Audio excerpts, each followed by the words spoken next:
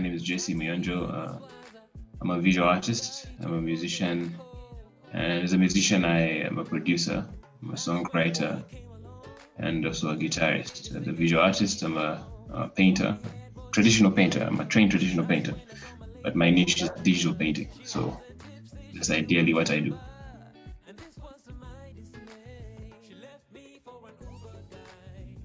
Well, music, I've been doing music for a long time, honestly. But I think I began getting slightly serious when I was like in my S2, my secondary. I joined Watoto Church then. I was doing vocal training. So I began to see at least a side of professionalism, though it was the church, an institution. But I began to see what's expected of a professional musician because those were already doing it before us. Then eventually, by the time I got into S3, I joined All Saints Cathedral. Then I joined a band called Wellsprings. And by the time I was in my S6 VAC, I began to play guitar and I was really into music. By the time I was in S5, I was certain I was going to be a musician. So for me, it has been a long journey. But I became a mainstream artist like in 2012. That's when I got into mainstream music.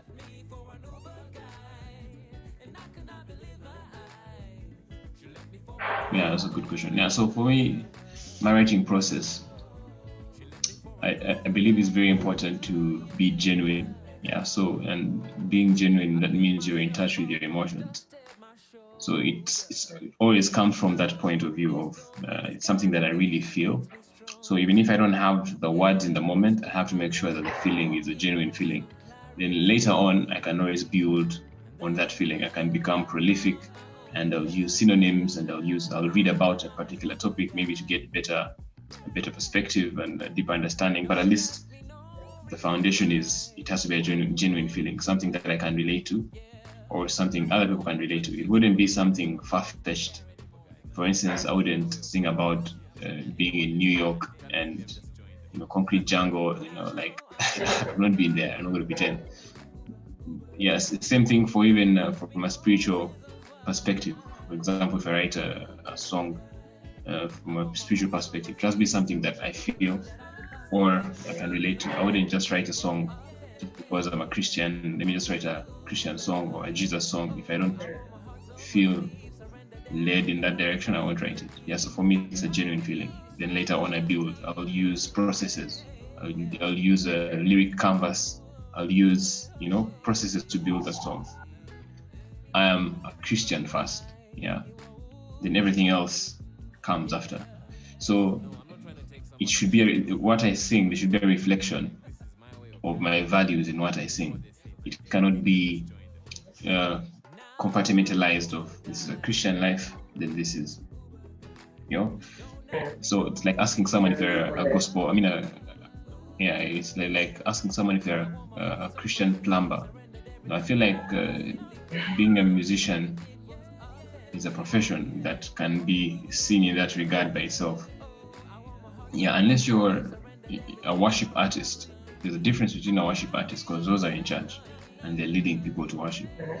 So I will sing about anything as long as it does not, I don't compromise my values.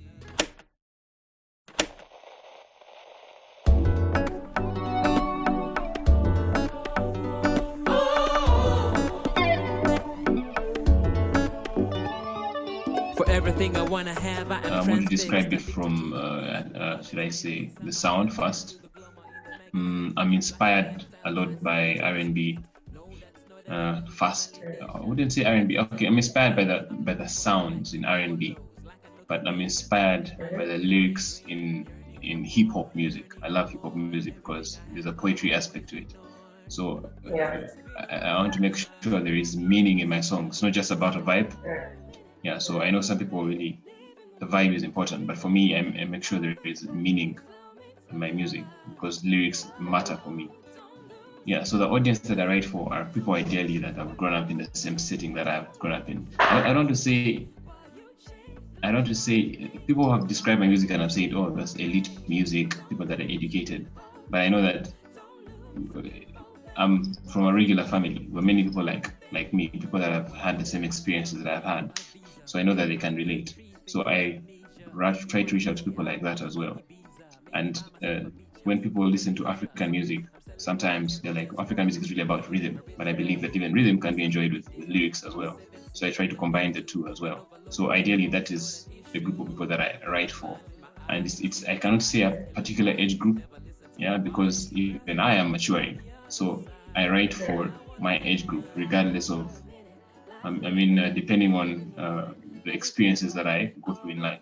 I wouldn't write for a 16-year-old right now, because it's a whole different era that they're existing in, different experiences, so how do I relate to that?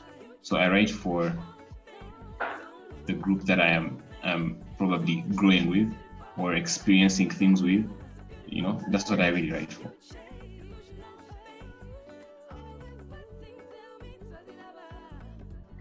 So I mentioned R&B. I'd forgotten to actually mention that neo soul even before R&B. R&B was what I was introduced to singing through R&B, but neo soul for me is really the thing.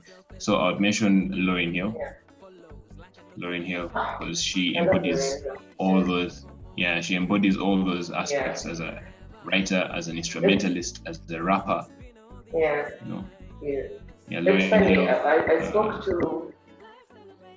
I spoke to the priest on Monday, and he actually said the same thing about Lauryn. Really? Being an inspiration. Yes. Yeah. Lauryn Hill is a different league. Lauryn Hill, I would say, music soul child. Okay. Lauryn Hill, music soul child, and also maybe John Legend, but in Uganda, Maurice Kia, really. He's a guy that you have to recognize what he has done for the industry, especially for musicians like us. So yeah, he is definitely part of us as well.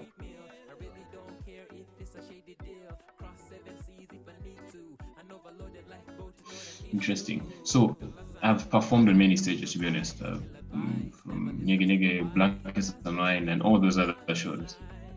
However, for me, the ones that I love the most are the intimate shows, the ones that I've done with smaller crowd, people that are really listening to your lyrics and can really tell they're really taking it in. So I normally find more satisfaction in those shows. I love the big stages. Yes, it's good for your name and your brand and whatever. But when you really have something to say, like most of the time the songs I've written, I'm trying to say something. It's the audiences that are intimate audiences. That someone will come and tell you, man, this song really spoke to me. I cannot pinpoint which particular ones, but for me, those have been the shows that I've gotten satisfaction out of. The big stages are good, but the ones where people really feel like you said something to them, or they leave thinking, wow, Ugandan music, wow, I didn't know this was in Uganda. Like those such comments and such feedback really is good for an artist. Yeah, so for me, it's more the intimate shows that I've done from so far to I've done several gigs. No, because you'll find those are small gigs. They won't be like overly advertised. The Drop, Muyonjo, but the big stages, they're good. But I get a lot of satisfaction when I'm with my guitar and I'm singing to a group of people, a small intimate group of people.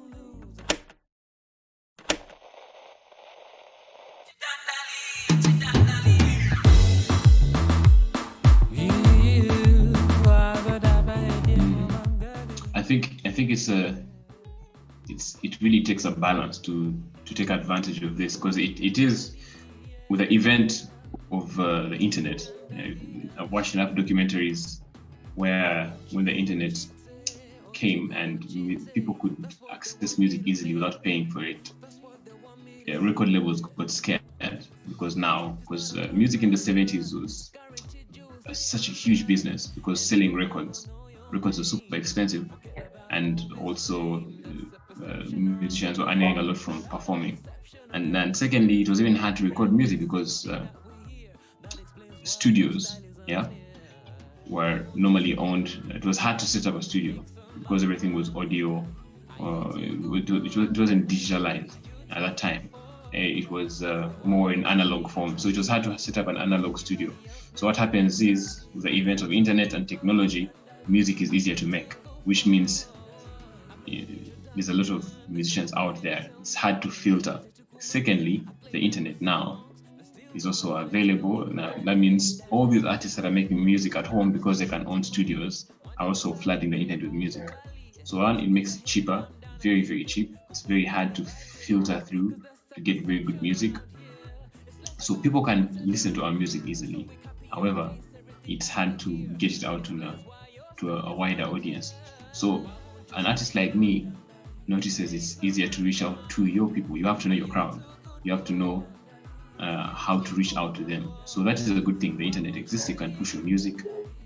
However, you cannot push it as far as a record label would have done it, because they have the resources to do that you as an independent artist doesn't have. So it's really a balance, okay?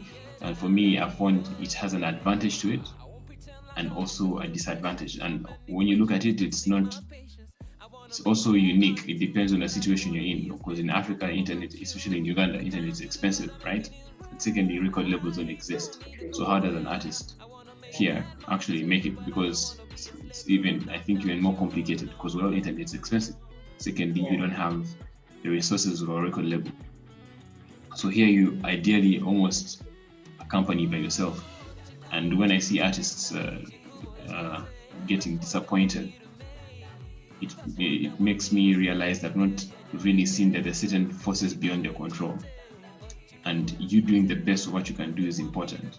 And being satisfied that, you know what, I put in my best, and there's certain things that I really cannot control.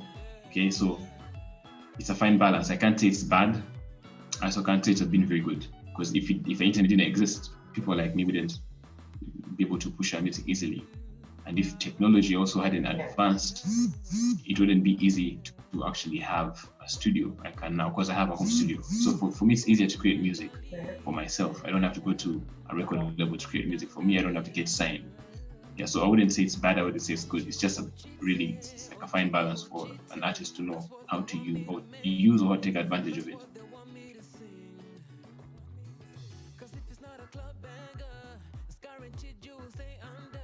No. A record label is a whole different ballgame, to be honest, because a record label is meant to invest in you. So talent management would have maybe managing your career and, setting goals and, getting you placement and gigs, and so you can bring money, But a record label ideally says we're giving you $10,000 budget for just marketing, and now you plan for that and sell records so they can make their money back. They're like investment, what do they call it? An artist is an investment to a record label. And actually, it's even harder now because a record label, for instance, has the ability to sign so many artists and focus on one artist, knowing that this one artist is our cash cow. This other few small artists will be the people we drain, so it's a strategy also in a certain sense. So record labels are really important actually. If you're going to be an independent artist, you better have those resources. And all of us here are actually independent artists. So you either have a trust fund or you're working 2 other jobs to fund your music, and people don't see that really. So it is kind of complex.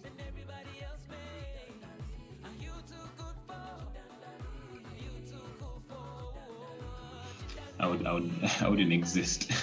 I've always been an artist. Always. I began drawing when I was young. I've been drawing for a long time. I've been singing for a long time. So for me, off the bat, I was really into this thing. I was really doing music. So I knew that I would either. So if you ask me if I wasn't a musician, what would I be doing? I'd be a full-on artist, visual artist. I'd be like really painting.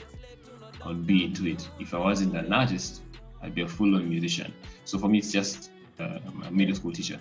So I noticed the importance of making sure that at least a kid is well exposed earlier on. So they start to make the choice in their mind of the direction they want to take. And that comes by seeing how good they are at something. So eventually, it's something they walk into with ease. While for us, we didn't walk into these things with ease because we didn't have that type of guidance. You had to fight for what you believed in. I didn't have access to a guitar. I didn't have access to, the only access I had to art was in secondary school, where we didn't have like real proper mentorship or apprenticeship. Yeah, it was just a regular get a pencil and draw a leaf. So I realized the importance of that. Now, if I had someone who probably noticed my gifts earlier on and said, you know what, we're going to put you on this path, so it becomes easier for you to grow in that regard. I feel like it would have been easier. So for me, there's no discussion. If I'm not an artist, I'm a musician. If I'm not a musician, I'm an artist. Anything else other than that, no.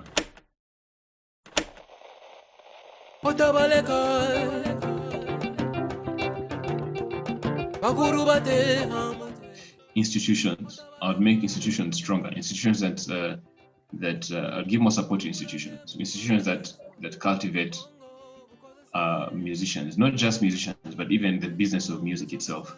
I believe here we don't have proper structures. Yeah, I feel like the music industry is alive here, but it's like an amoeba. It's just there. It's existing. You know, when you look at the Nigerian music industry and how big it really is, it's because they're intentional about the industry.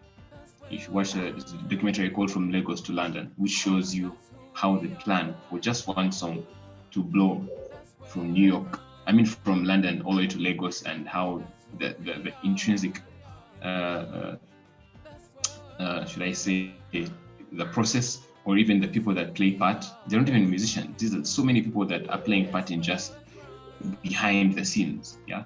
And we don't have that much. We don't have a lot of that here. And I believe, for me, institutions are important, structure is important, and those are things that I think I would really champion for.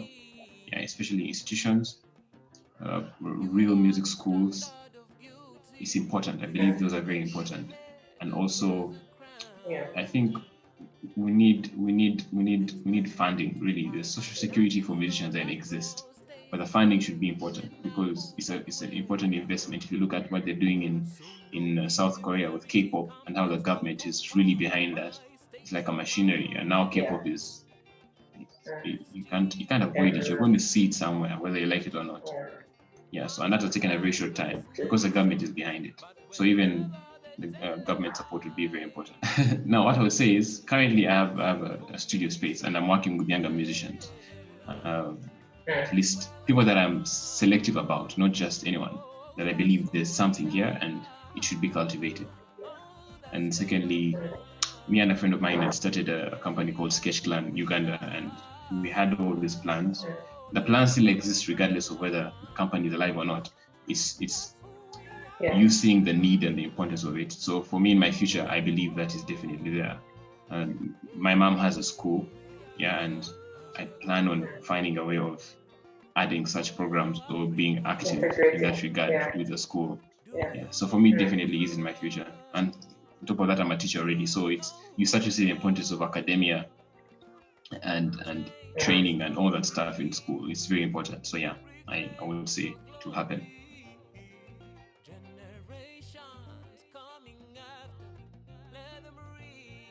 Interesting. I don't think it has to be changed.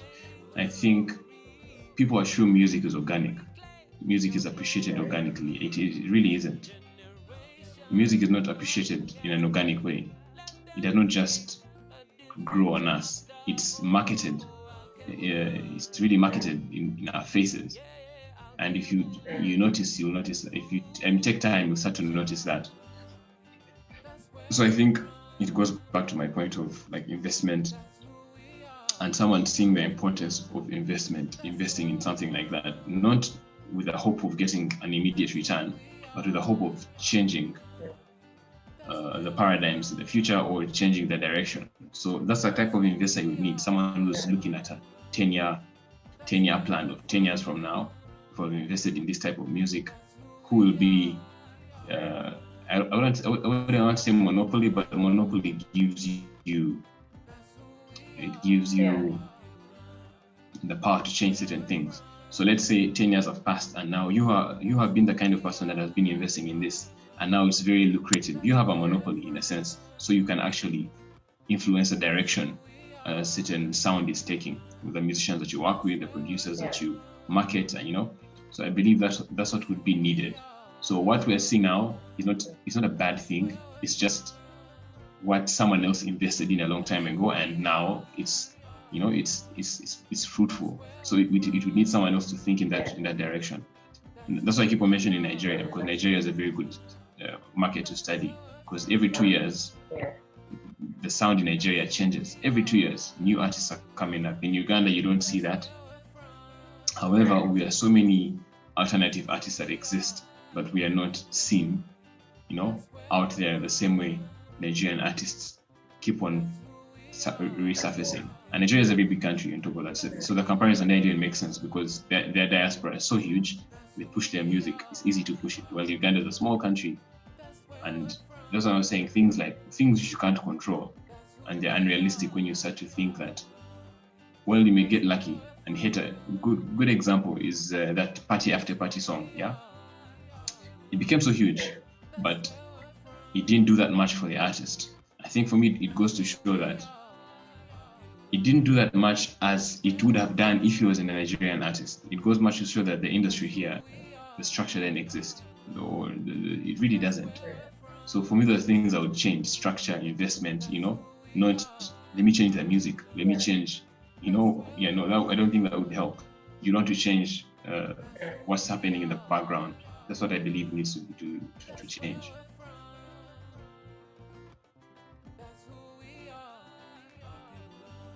Yeah, I'd want to meet Phile Bongole Lutaya.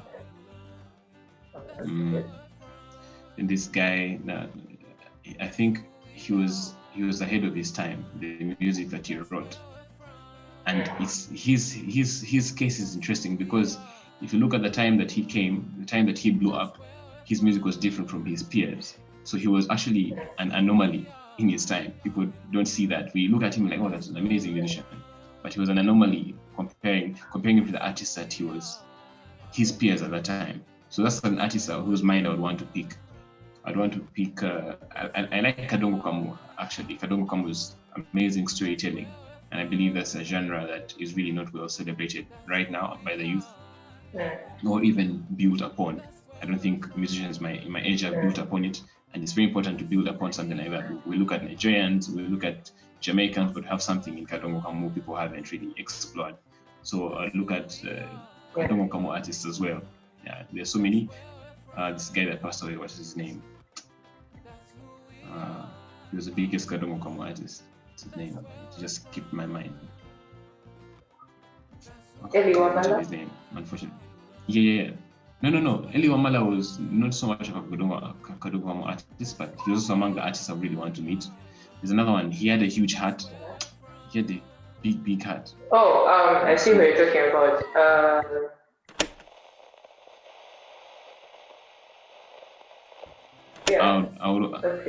His writing, the way he wrote, the way he approached topics, is amazing. So those three artists in Uganda. Then Fela Kuti, obviously his political stance. He was a very, very interesting musician, and he's very, very aware, because he had a good. He was exposed in New York. Then he comes back to Africa and he creates this whole new sound. Then Hugh Masekela from South Africa. I believe those are artists that you'd really want to listen to. Hugh Masekela is very, very aware. He was a very, very aware artist and political as well, and conscious musician. So I like conscious musicians. Yeah, I believe they're reflection of, they're like prisms, and prisms refract light. And what we are going through as a society, it hits the artist, then the artist refracts the experiences. So I believe they were like prisms. Yeah, I feel like certain artists don't understand what their purpose is. They think, let me just make music, let me just make a vibe, They don't understand the importance of being a mouthpiece to a generation or to particular issues. Yeah, so for me, those are the artists that I would want to really sit down with. The advice I would give to any person trying to get into this is get skills. Skills. Like, of course, you prioritize knowing. So the young artists that I meet right now, I always give them a timeline of how long it took me to do this, and I'm like, make sure if you're at campus, you're learning all the skills you can learn while you have the time before the responsibilities increase, because the older you get, you know, the more responsibilities you're going to get. So you want to make sure when these responsibilities are coming, you're a very good guitarist, you're a good writer, or outside that, now you can start to learn the business part of it. You know, you don't learn so many things at the same time. It becomes overwhelming, and you will give up on them, even if in your mind you won't tell people that I've given up on it, but in your mind you know that I give up on this thing because, man, the time is not enough. So anyone who's trying to get into the industry, learn skills, get skills. Those skills will pay you for starters. Yeah, like you get gigs, you'll be useful in many places. For instance, if I go to, I like to tell people that I'm not blowing my horn, but if you got me and put me in another economy, would I be able to survive? You know, I feel like that's something people should think, like, okay, your job is important here in Uganda, but if I go to you and I put you in another economy, are your skills important to those people? Can someone call and say, hey man, like there's this thing we need to do, and how many of those skills can you offer? So you're not looking at becoming a superstar only, you're looking at being relevant in any setting. So for me, I'd advise them, get skills first. Don't enter the industry thinking you need to become a star. Enter the industry thinking, I need to get better at every turn, and that will always create more opportunities for me. So if I become a star along the way, well and good. If I don't, I still can survive. I can pay, not just survive, I can thrive. And the musicians who were never heard of but are very well off, you know, people that, and orchestras, people that make music for TV, people that that are sound engineers, you know. So for me, it's a skill thing that I really would advise people to get.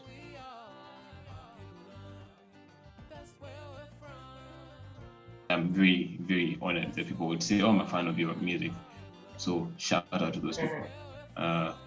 You can find me on Twitter, JC_Muyonjo, Instagram, J.C Music, J.C Muyonjo Music. No, that's Facebook. On Instagram, JC Muyonjo. I'm working on certain projects that will be coming out next year. I'm working on as a producer on a certain EP, and that I'm very excited about. So people should watch out for that. At least by 4 or 5 months into next year, it will be out. Then I'm also working on an album, and yeah, I'm hoping to do more visuals. That's the thing that I think is missing out a lot on my side. I've done everything else, from writing, producing, you know, and releasing music. Now more visual content that I'm trying to really get serious about. So yeah, that's what people should look out for. But yeah, my music is on every platform. Spotify, on Tidal, on every platform that's a streaming platform. As long as you type J.C Muyonjo Music, you'll find the music. Your story.